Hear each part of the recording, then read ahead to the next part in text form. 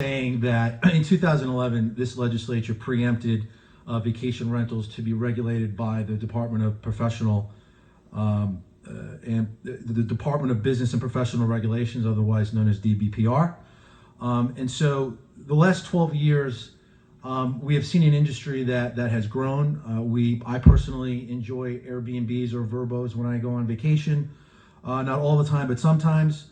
And so this bill, and I'm going to go over the summary, but this bill and the spirit of this bill is really to give local governments some more tools in their toolbox in managing vacation rentals. And so the bill, it allows grandfathered vacation rental ordinances to be amended to be less restrictive without affecting their validity. So again, this goes to the 2011 grandfathering clause. The bill preempts the regulation of advertising platforms to the state. The bill requires advertisements for vacation rentals to include the DBPR license number. The bill allows local vacation registration programs to require a vacation rental owner or operator to pay a fee of not more than $50, obtain required tax registrations, pay all unpaid local code liens, and designate a responsible person who is available at all times to respond to complaints. The bill expedites local registration and state licensing processes by requiring local governments to accept or deny a registration application within 15 days of receipt. The bill allows a local government to terminate a registration for violation of local registration requirements and allows the DBPR to revoke a state vacation rental license for violations of local registration requirements and violations of community association property restrictions. The bill provides a fine of up to $1,000 per offense for violations by an advertising platform. The bill requires the advertising platforms to collect and remit sales taxes and tourist development taxes. And finally, the bill provides that this act will not supersede any current or former governing document for a condominium, cooperative, or homeowners association. And I want to point out, I live in Indian Rocks Beach. This is in many ways ground zero to this vacation rental issue. I wanted to take the lead on this because I live next to a vacation rental. I have a vacation rental behind me. And the goal here, I want to make this very clear, is that, local governments will tell all of us that they want full control of vacation rentals.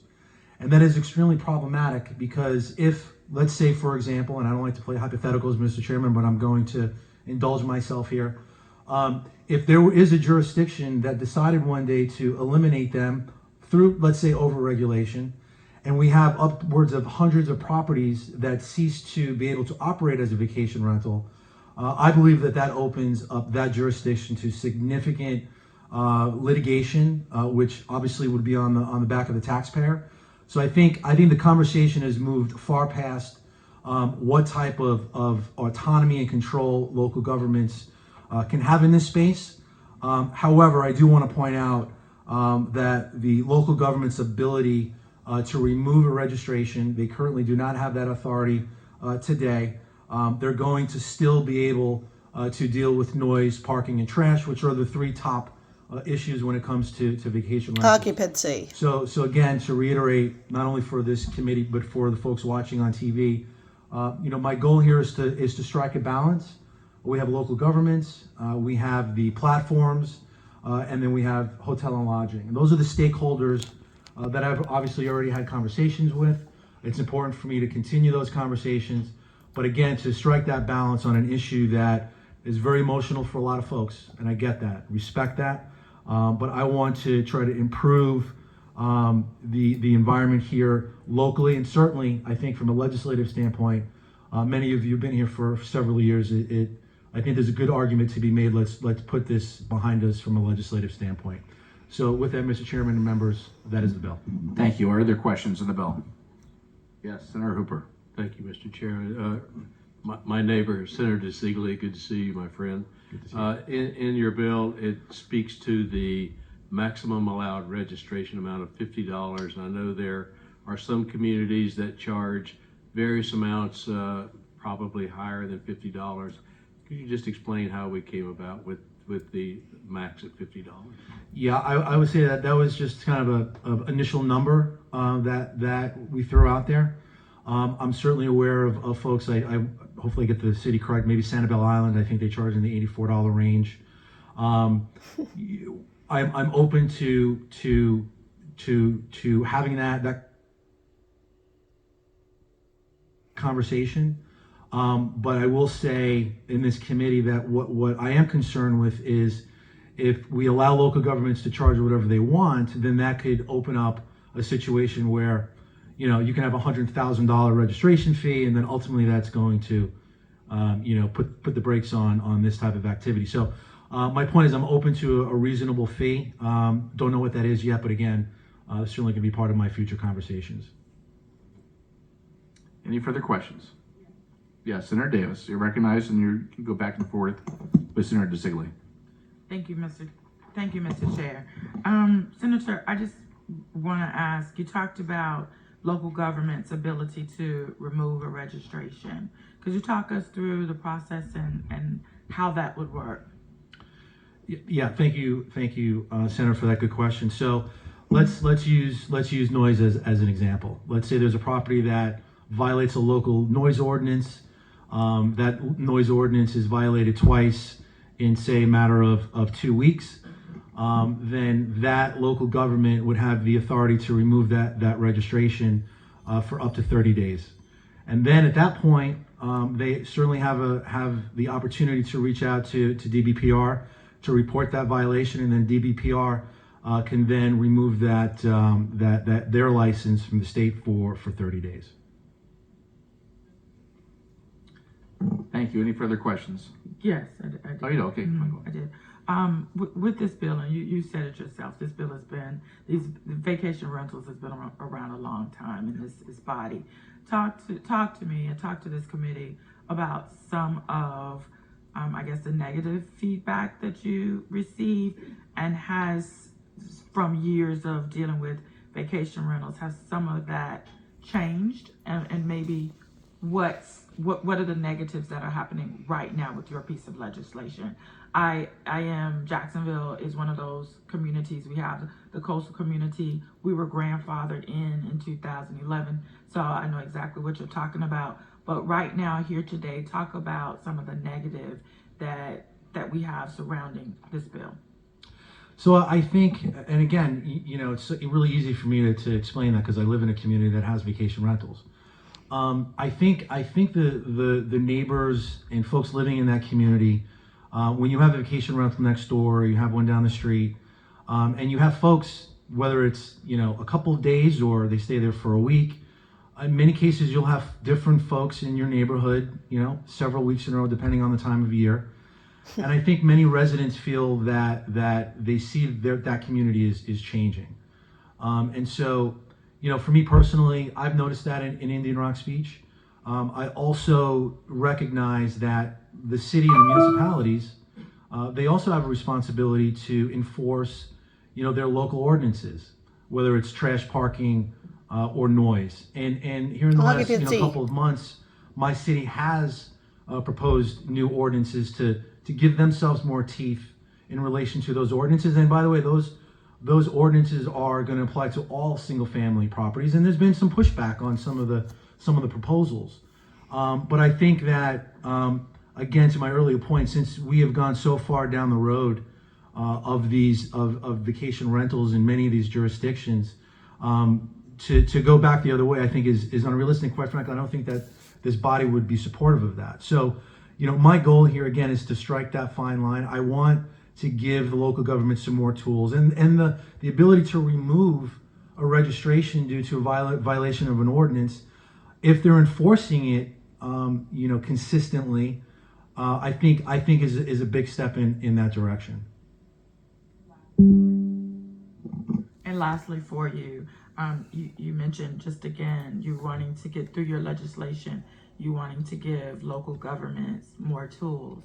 So there's nothing there's nothing in your legislation here today that will stop or cease the local government from implementing any ordinance at this point surrounding vacation rentals, correct? So if I understand your question, local governments can regulate things like noise, trash, and parking. It has to be uniform across each and I'll just use single family resident. They have full authority to do all of that. It's really up to them, how strict those particular ordinances are. They could be as loose as they can be, and they can be, as strict as they want to be. So, and again, they will apply to all properties, including vacation rentals. I think that answers your question, hopefully. I think so. You have stakeholders here today. You mentioned that in your opening. Are most of your stakeholders supportive of the way this legislation is written today? That's a really great question. I think all the stakeholders currently right now are not happy with the bill. Each and every one of the ones that I described. And personally, in my experience in my 5th session, I think many times when we have a piece of legislation where the stakeholders are not fully happy and they're equally not fully happy, I don't know, we might have a pretty good piece of public policy here. About to find out. Thank you. Any further questions? We have a couple of appearance forms. Thank you. We have Jack Corey.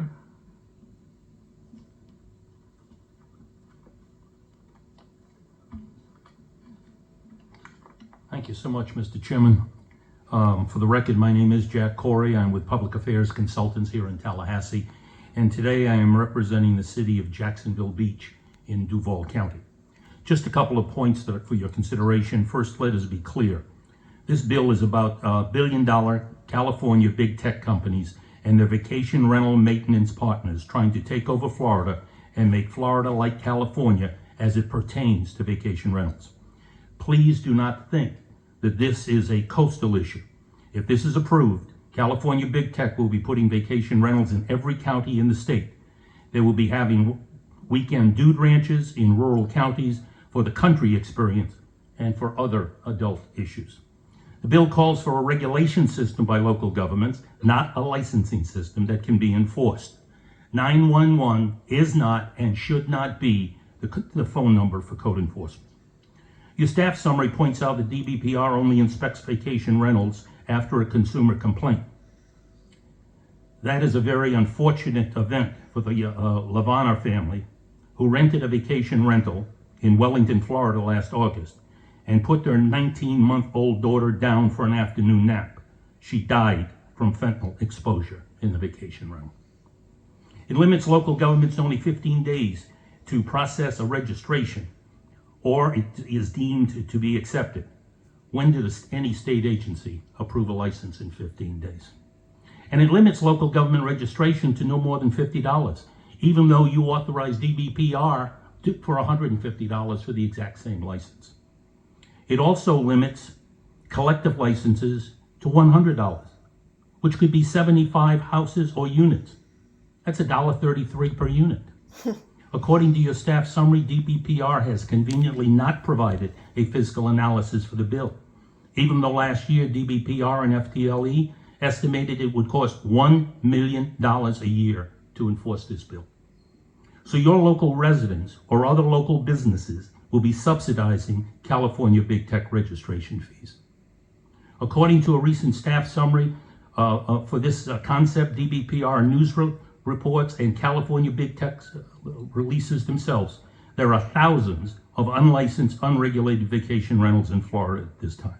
Many of them owned by out-of-state citizens, foreign countries like communist China. Please protect Florida property rights. It is estimated that there are over 5 million Florida residents who have homesteaded properties. In a poll, 75% of those Florida residents said they wanted local control of vacation rentals. Yes. But I do believe that Governor DeSantis said it best when he said, we have 22 million people in Florida. We're a very diverse state. For us to be micromanaging vacation rentals, his words, not mine. Micromanaging vacation rentals, I am not sure that is the right thing to do. But most importantly, it is not the right thing to do in your neighborhood. There's also been, may also be reasons that during the pandemic, that may be the reason that during the pandemic, Governor DeSantis closed vacation rentals first and opened them last.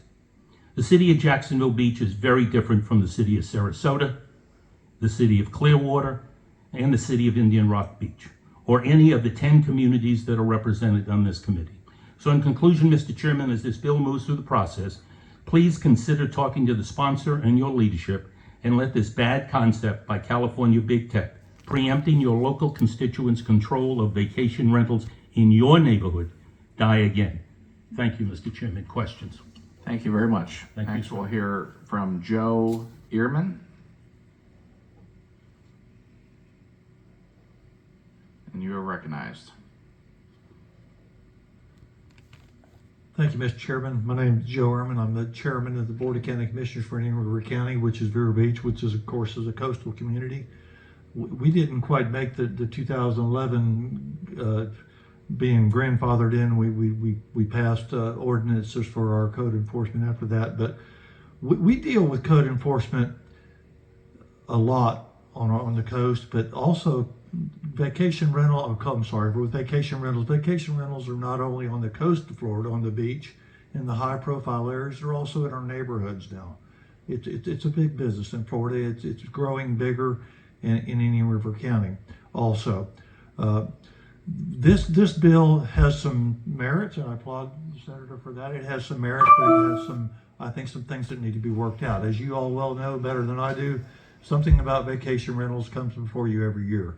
And we in the local level have kind of got it down. We just kind of wait to see what's going to happen in the legislature, what's going to change or what's not going to change. But there are some things that we deal with quite a bit on vacation rentals. Not only do we have to enforce non-permitted vacation rentals and find those out and go through code enforcement, we have noise ordinances, parking ordinances, things of that nature that also go through our code enforcement process right now. And I applaud the senator for giving us a little more oversight in that. But there are some flaws in it a little bit. In line 418 of the bill, it says comply with parking standards and solid waste handling. Well, obviously we should do that. But and then it says with parking, it has requirements so long as the standards and requirements are not imposed solely on vacation rentals. Well, vacation rentals are a business. So they have to be, in our opinion, with the Board of County Commissioners, they have to be treated differently. So they do have different parking regulations than someone in the neighborhood. Now, as you all know, someone in the neighborhood can't park 10 cars in the yard on a daily basis, and we enforce that. But vacation rentals, at the time they're having an event or something at this location, might be an issue with parking or noise ordinances, and we have to deal with that quite often. So I would appreciate it and like to see this bill maybe vetted again and come up with some different angles and ideas for the senator. That would be my recommendation. That it's not completely maybe where you all want it, and maybe where local governments quite want it yet. And I hate to sound like we're kicking the can down the road, but I think some more work needs to be done right now in this bill to further, and I agree with the previous speaker that just got up and said some things too. Vacation rentals are different in all counties throughout the state. All 67 counties, they're different, and they have to be treated as such, even though we try to make it overall a pretty good plan that y'all try to do. So I would appreciate your maybe taking a second look at this and maybe stand in opposition of it right now. I know I do. But I think there's some good points, but I think there's also some points that need to be ironed out. With that, Mr. Chairman, I thank you and your committee for your time, and I appreciate it. Thank you very much, Commissioner. Next, we'll have Jason Steele, representing Satellite Beach and Cape Canaveral. Good afternoon. My name is Jason Steele. I represent the city of Cape Canaveral, the city of Satellite Beach, and the town of Indy Atlantic. I kind of feel like Bill Murray today on Groundhog's Day. Every day I wake up, I'm fighting another Airbnb battle. And actually, I kind of like Senator DiCeglie's bill. I really, and that's a surprise. I know Senator Gruder's sitting there smiling because he knows how opposed I've been to a lot of the Airbnb bills. But at some point in time, we got to stop this nonsense. We got to get some regulations that are going to work and go forward. I am speaking in opposition to the bill today because we are different. You've heard it from everybody. Every city is different. We have space launches up in Cape Canaveral constantly. Millions of people come in there. To be able to only charge a $50 fee for a vacation rental is just not going to work. We got trash to pick up, we got law enforcement, we got huge amounts of things that are really detrimental. And most of those people, a lot of those people are staying in Airbnbs.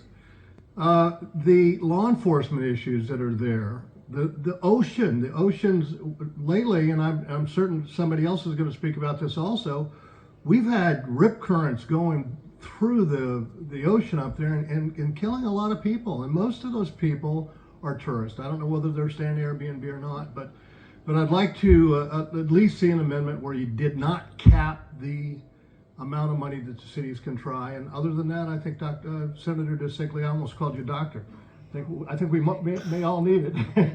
Yeah, there you go. But anyway, Senator DiCeglie's bill, I think, is pretty good. And other than taking off the cap and amending the bill to do that, I'd be okay. Thanks so much. Thank you. Mark Ryan?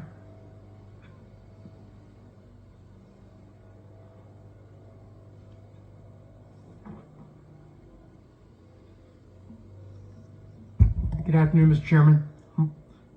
Senator DiCeglie, thank you for presenting this bill.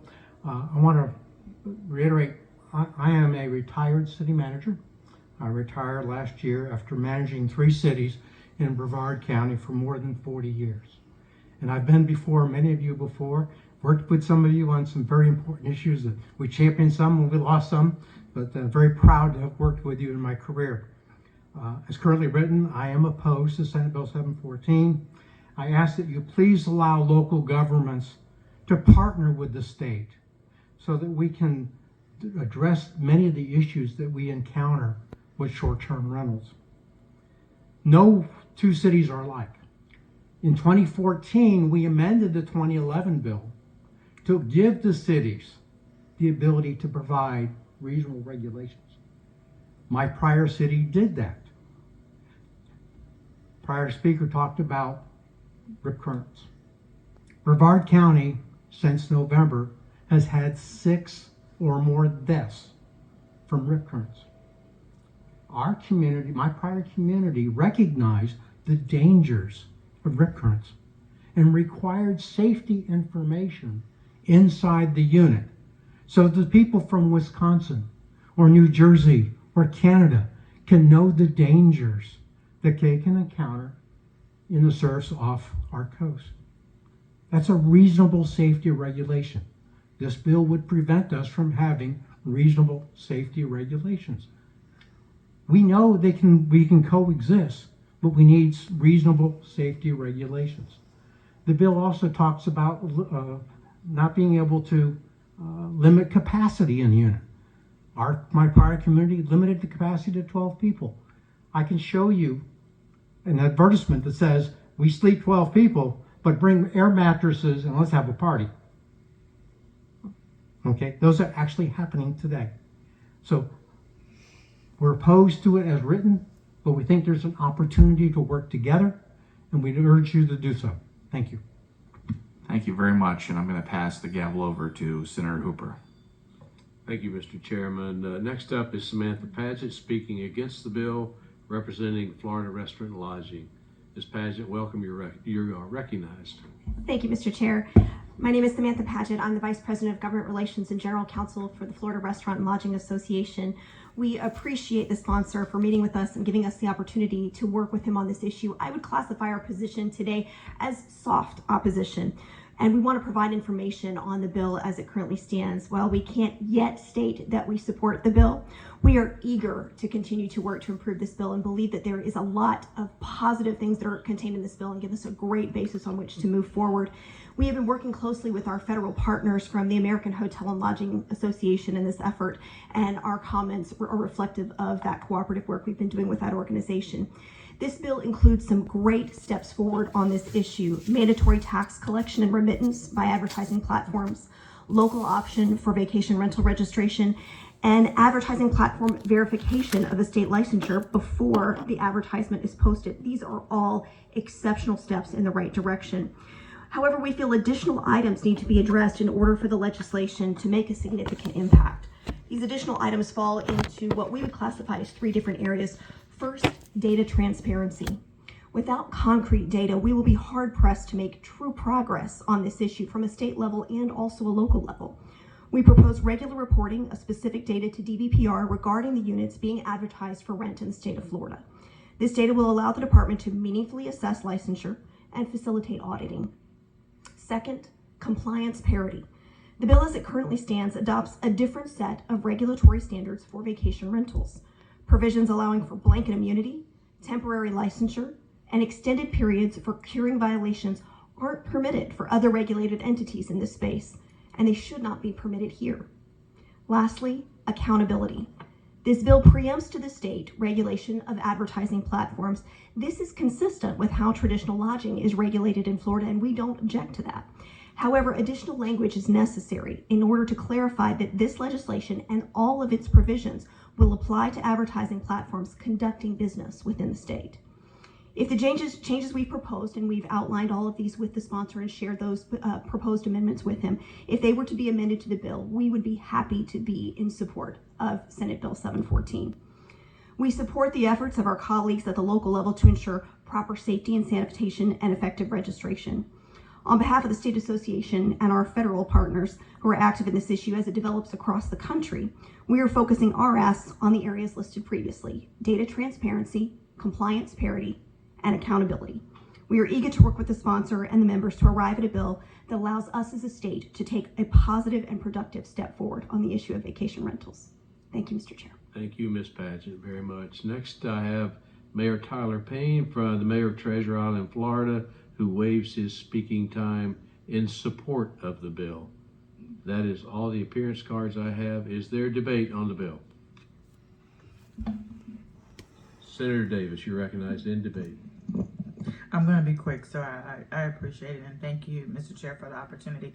Senator, I explained my position, and it's not so much a no on this today, but it's a no with hearing words like, or statements like, an opportunity to work together, eager to work to support this bill.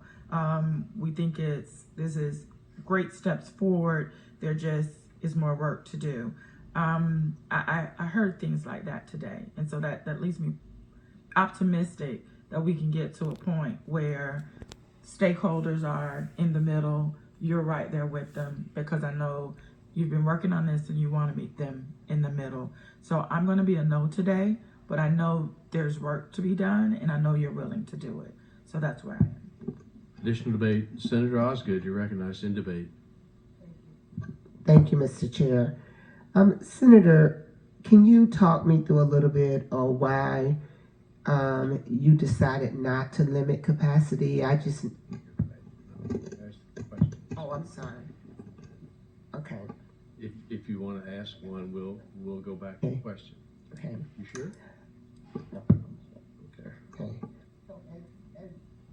As I'm looking at this, I came in wanting to support it and supporting it. As I was hearing from the different individuals that were speaking, the fact that we did not limit capacity and we capped the registration fee at $50 for everybody seems a little off to me, because we do have various needs of various municipalities.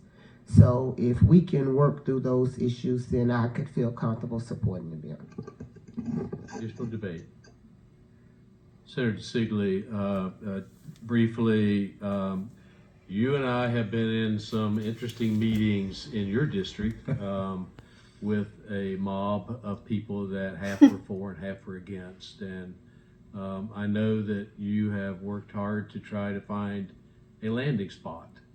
And I know some of the communities, Mayor Payne is here today from the Penobscot beaches, and our beach communities are small communities that have their own character, and that character is changing based on the percentage of short-term rentals that are occurring. So some communities have chosen to take the tools that we have offered and to increase their code enforcement activities and make sure that everyone complies with the parking, the trash, the occupancy, and all those things that they're allowed to do. Again, the one thing that, and I'm not telling you I'm stuck on $50, but Mr. Corey made the comment about $50 if you had a property of a certain size, it's $1.33. Maybe it could be a number per unit, not to exceed some number, and I will be glad to have that chat. But nobody's going to leave here happy. You're right. Maybe that makes it not so horrible a bill. So, without any further debate, you are recognized to close, sir, on your bill. Thank you, Mr. Chairman. You know, one of the things I love about this legislative process is the committee process, because on an issue like this where we have so many moving pieces and stakeholders, you know, I'm going to rely on folks on this committee and the members, my colleagues, to get this to a good place. This is not an easy bill to run. You know, there's a lot of misinformation out there back home, but I will say this. My commitment is to work with all of you. My commitment certainly is to work with the stakeholders. I have an open door policy. I want to get this right. And I think that would be kind of an accomplishment, not only for me, but I think all of us in this legislature. So I appreciate you all listening to me today. I appreciate, you know, hopefully your support. Help me move this conversation forward, because I think that the conversation and what this issue means to our state, I think that deserves it. So with that, Mr. Chairman, I ask each member for your favorable support today. Senator DiCeglie having closed. Susan, please call the roll on CS for SB 714. Senator Bradley? Yes. Senator Broder? Yes. Senator Davis? No. Senator Hudson? Senator Osgood? No. Senator Perry? Yes. Senator Simon? Yes. Vice Chair Hooper? Yes. The bill passes. Oh my God. Congratulations, sir. The show the bill reported favorably. Senators, let's take up tab 6, Senate Bill 980 on 911 public safety by Senator Broder.